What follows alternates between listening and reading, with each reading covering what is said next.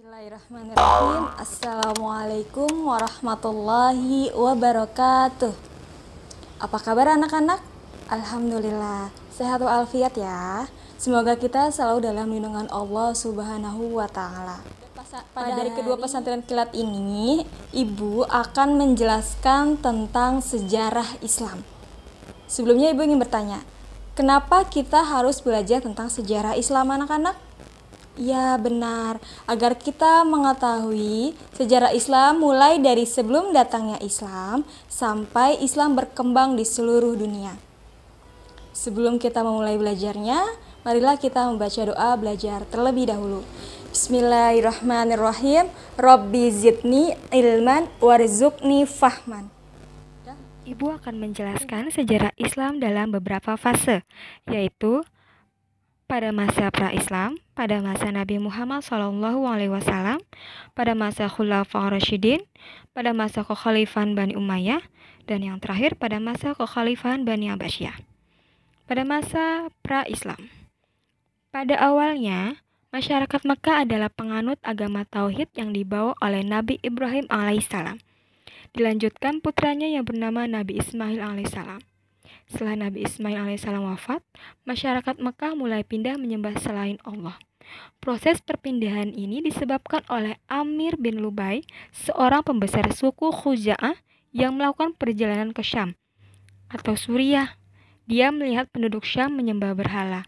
Lalu ia pelajari dan praktikkan di Mekah, dan dia membawa berhala yang bernama Hubal. Ada 4 berhala yang dianggap sebagai pemimpin dari berhala-berhala yang lain. 4 berhala tersebut adalah Lata, Uzza, Manat, dan Hubal. Masyarakat Arab mengakui berhala tersebut sebagai Tuhannya.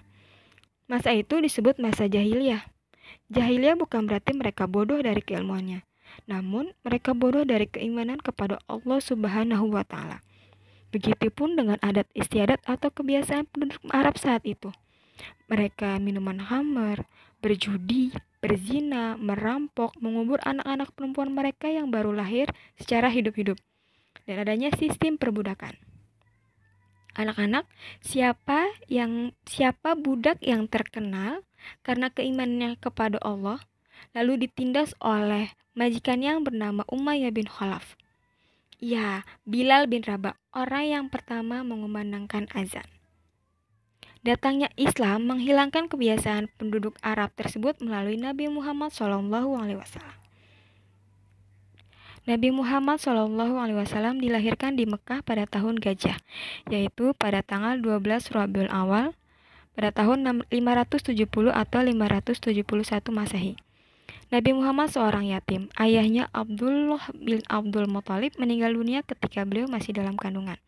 Dan ibunya Aminah meninggal dunia ketika Nabi Muhammad SAW berusia 6 tahun.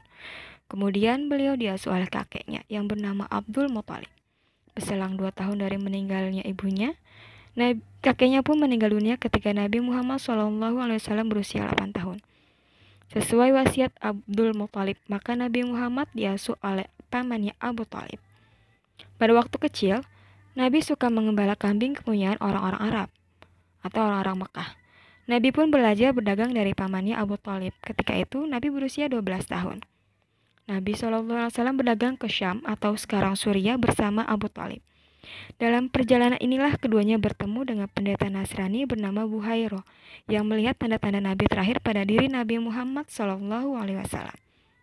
Nabi Muhammad SAW muda menghindari semua perilaku buruk yang menjadi tradisi di kalangan pemuda seusianya yang sudah disebutkan di atas.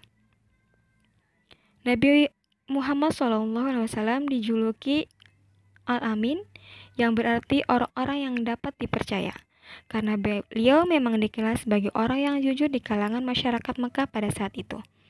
Kejujuran dan kesederhanaannya membuat seorang janda saudagar bernama Khadijah mempercayakan barang dagangannya kepada Muhammad. Seiring berjalannya waktu, Khadijah dan Muhammad pun menikah. Pada saat itu, Khadijah sudah berumur 40 tahun, sedangkan Muhammad baru 25 tahun. Dalam perkawinannya, Nabi dianugerahi 6 putra-putri, yaitu Qasim, Abdullah, Zainab, Ruqayyah, Ummu Kalsum, dan Fatimah. Putra Nabi wafat waktu masih kecil, dan anak perempuannya yang masih hidup sampai Nabi wafat adalah Fatimah. Menjelang usia 40 tahun, Nabi sering bertafakur, mengasingkan diri, merenung dengan sungguh-sungguh. Tempat yang digunakan Nabi untuk bertafakur adalah Gua Hiro. Di Gua Hiro inilah beliau mengalami peristiwa yang luar biasa. Peristiwa penerimaan wahyu pertama di Gua Hiro itu terjadi pada tanggal 17 Ramadan 611 Masehi. Malaikat Jibril menyampaikan wahyu yang pertama, yaitu surah Al-Alaq 1-5, yang berbunyi Bismillahirrahmanirrahim. Iqra bismi rabbikal ladzi khalaq. Khalaqal insana min 'alaq. Iqra wa rabbukal akram. Alladzi 'allama bil qalam. 'Allamal insana ma lam ya'lam. Hikmah dari peristiwa tersebut adalah mengamalkan wahyu Allah Subhanahu wa taala berupa Al-Qur'an. Allah telah memilih dan mengangkat Nabi Muhammad SAW menjadi rasul untuk menyebarkan kebenaran pada umat manusia. Nabi Muhammad menjadi nabi dan berdakwah pada kisaran tahun 610 atau 614 Masehi. Setelah adanya wahyu, yaitu surah Al-Mudassir ayat 1-7. Strategi yang dilakukan Rasulullah SAW ketika berdakwah yaitu berdakwah secara sembunyi-sembunyi. Nabi berdakwah kepada keluarga dan sahabat-sahabat terdekatnya. Dakwah ini dilakukan selama 3-4 tahun di rumah Arqam bin Abil Arqam. Orang-orang yang pertama masuk Islam atau yang disebut sebagai As-Sabiqul Awwalun yaitu Khadijah bin Khuwailid, istri Nabi Muhammad, Ali bin Abi Thalib, saudara sepupu, Abu Bakar As-Siddiq, sahabat dekat, Ummu Aiman, pengasuh Nabi, dan selain sebagainya.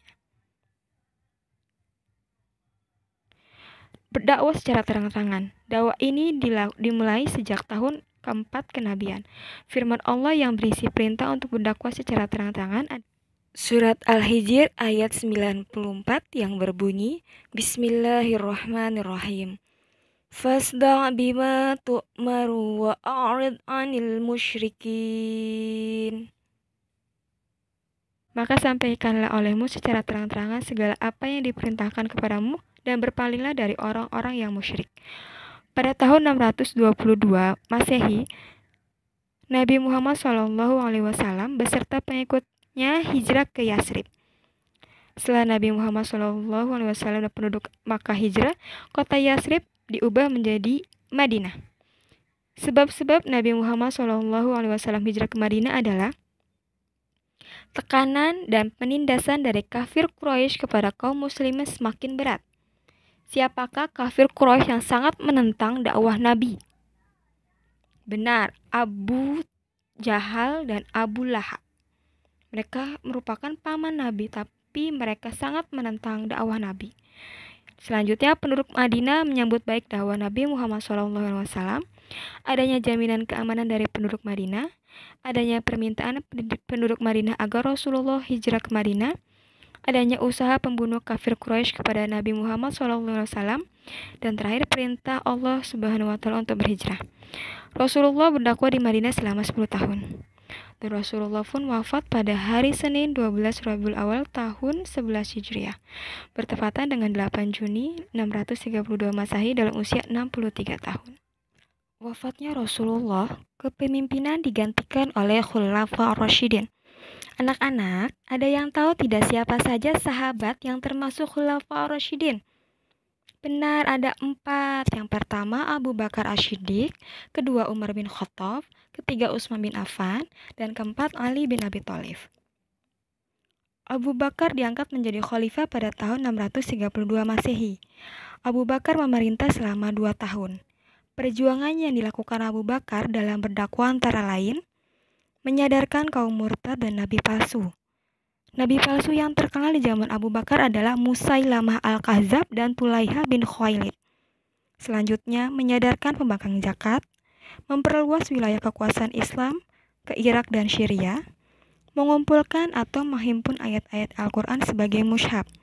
Anak-anak, ketika zaman Rasulullah, Al-Quran masih berupa lembaran-lembaran atau syuhuf yang ditulis di pelepah kurma atau bebatuan. Pada zaman Abu Bakar inilah Al-Quran dikumpulkan menjadi mushaf. Ibu ingin bertanya, mengapa pengumpulan Al-Quran dilakukan?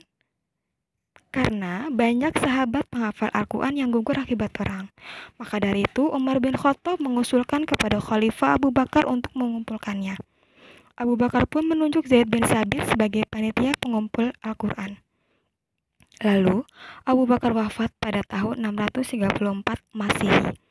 Umar bin Khattab diangkat menjadi khalifah. Perjuangan Umar bin Khattab dalam dakwah Islam yaitu selama 10 tahun. Kemajuan yang dilakukan beliau di antara lain mendirikan lembaga-lembaga yang mengatur masalah sosial dan hukum, mendirikan Baitul Mal, menetapkan tahun Hijriah, membuat mata uang, membangun angkatan perang, mengatur gaji pegawai dan tentara, memberantas kebatilan dengan berani dan bijaksana, dan terakhir memperluas kekuasaan wilayah Islam sampai ke negeri Mesir dan Palestina. Pada tahun 644 Masehi, Umar bin Khattab mati syahid akibat dibunuh oleh budak Persia yang bernama Abu Lu'lu'ah. Lalu diangkatlah Utsman bin Affan menjadi khalifah. Perjuangan Utsman bin Affan dalam dakwah Islam yaitu membentuk bendungan, penulisan mushaf Al-Quran. Pada masa pemerintahan Utsman bin Affan, muncul beberapa perbedaan cara membaca Al-Quran di kalangan umat Islam, seiring dengan adanya perluasan wilayah Islam. Untuk itu, Utsman membentuk suatu panitia yang diketuai oleh Zaid bin Sabit untuk menyalin mushaf yang disimpan oleh Hafsah. Siapakah Hafsah tersebut, anak-anak?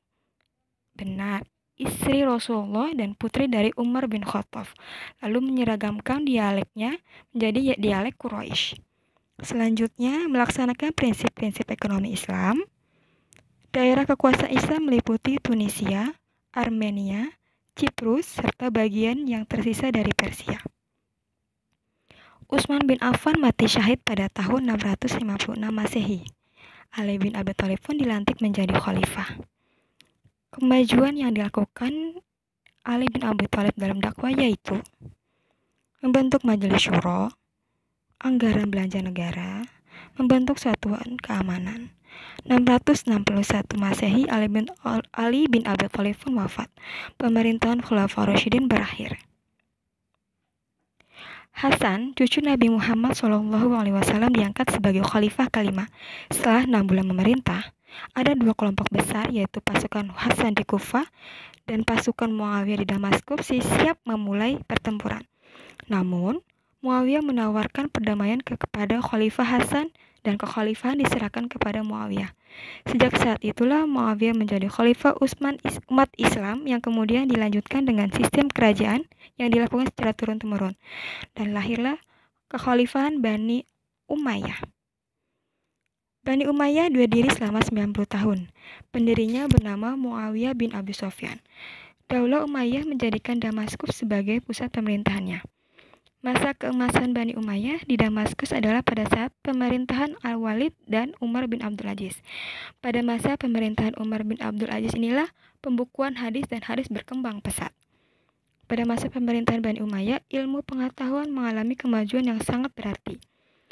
Antara lain yaitu ilmu kimia, kedokteran, sejarah, bahasa, dan sastra. Selain ilmu pengetahuan, Bani Umayyah juga berhasil mengembangkan bidang lainnya yaitu arsitektur, organisasi militer, perdagangan. Kekuasaan Bani Umayyah berakhir di Damaskus pada tahun 750 Masehi dan kekhalifahan berpindah ke tangan Bani Abbasiyah. Kekhalifahan Bani Abbasiyah. Daulah Abbasiyah didirikan oleh Abdullah As-Saffah bin Muhammad bin Ali bin Abdullah bin Abbas pada tahun 132 Hijriah. Perkembangan ilmu pengetahuan pada masa Bani Abbasiyah sangat pesat. Pada masa Bani Abbasiyah adalah masa keemasan bagi umat Islam atau disebut dengan The Golden Age. Pada masa itu umat Islam telah mencapai puncak kemuliaan. Berkembangnya berbagai cabang ilmu pengetahuan yang melahirkan cendekiawan-cendekiawan besar. Di bidang ilmu kedokteran, lahirlah Ibnu Sina dan Ar-Razi. Bidang matematika ada Al-Khwarizmi, bidang ilmu astronomi ada Al-Farizi, di bidang ilmu hadis ada Imam Bukhari, Imam Muslim, Abu Dawud, Ibnu Najah, dan At-Tirmizi. Dan di bidang fikih ada Imam Abu Hanifah, Imam Malik, Imam Syafi'i, dan Imam Ahmad bin Hambal. Hikmah mempelajari pertumbuhan Islam anak-anak adalah menumbuhkan semangat menuntut ilmu, baik ilmu agama maupun ilmu dunia. Setelah pemaparan tersebut, Ibu akan memberikan kalian tugas. Silakan disimak dan dicatat, dan berikan jawaban yang tepat. Baik, untuk hasilnya dapat kalian kirimkan kelas 3 kepada Ibu sendiri, kelas 4 kepada Bapak Firdaus, kelas 5 kepada Bapak Ahmad Yani. Kita akhiri belajar kita hari ini dengan mengucapkan Alhamdulillah. Selamat menunaikan ibadah puasa dan selamat mengerjakan tugas. Wabillahi taufiq wal hidayah. Wassalamualaikum warahmatullahi wabarakatuh.